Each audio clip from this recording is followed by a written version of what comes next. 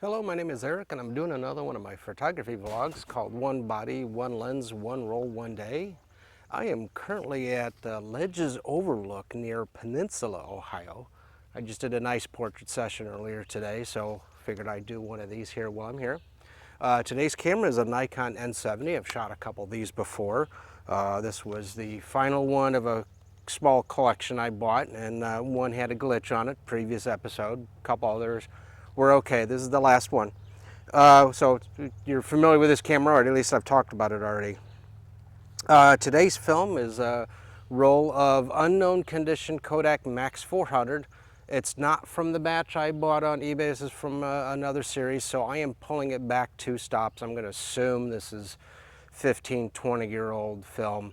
If not, the negatives are going to be dark, and it is what it is.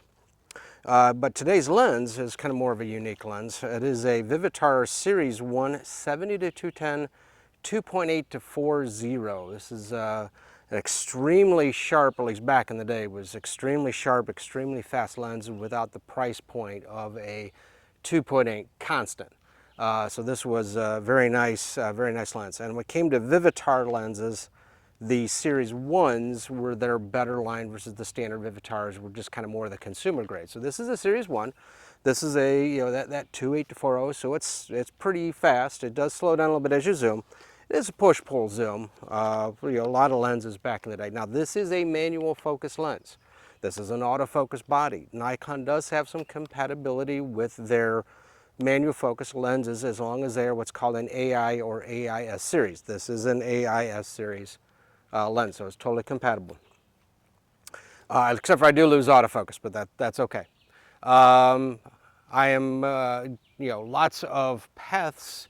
The ledges overlook nearby. There's an open field over that way. I might go over and shoot that a little bit. Let me get some shots. Be right back.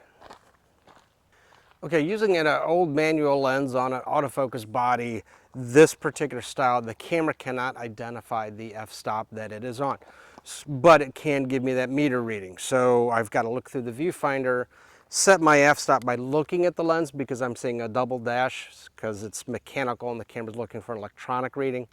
So I can do it. It's just kind of called stop-down metering.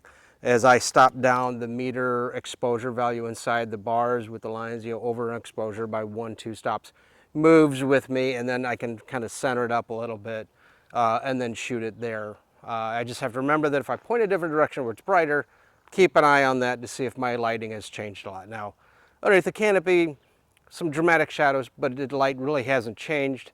But when I get out kind of more in the open sun, I'm going to have to change some settings. So right now, about f4, I'm getting about a 50th of a second in the canopy of the trees. But out there, I'll probably be spiking 500th of a second at the same f-stop.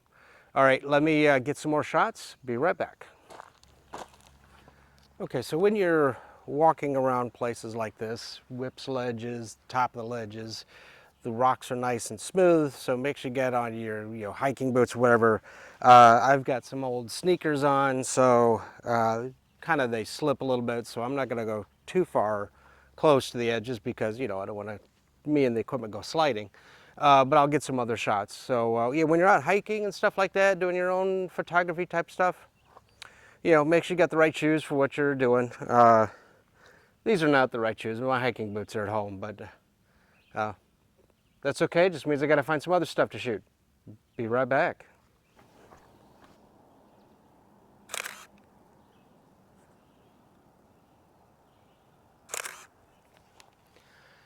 So I talked about focus throws on lenses, and this particular lens, if a lot of the autofocus lenses would spin like a quarter, make them autofocus really quickly.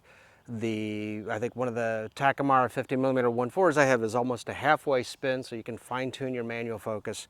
This one is like 80% around, so it's like, starts there at infinity and spins almost all the way around to here. So it's about, from high noon to 10 o'clock.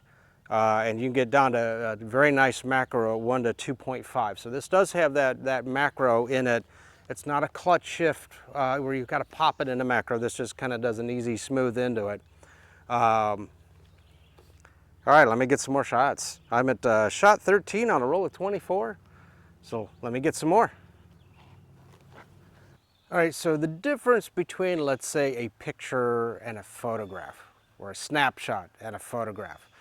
It does make a difference what camera you're using, maybe not necessarily what difference what film you're using, but it's how you compose the shot. And there's a bunch of rules of composition that you can follow. Don't bullseye your subject. Use the rule of thirds. Put your center of interest at one of those intersecting points on the rule of thirds. Don't even out the landscape.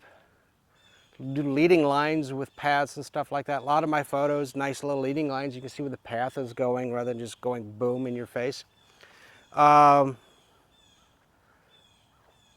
Sometimes it's kind of, there are lots of mosquitoes. Sometimes it's kind of hard because if you kind of look that way, you got the tree line, you got the actual cliff. Sometimes it's not the actual horizon, it's a false horizon, so the cliff is causing a false horizon and the tree line is causing a false horizon. If you have them up or below your middle of your frame, that should be more interesting. Be right back. Okay, photos will be posted at the end. Feel free to give them a thumbs up.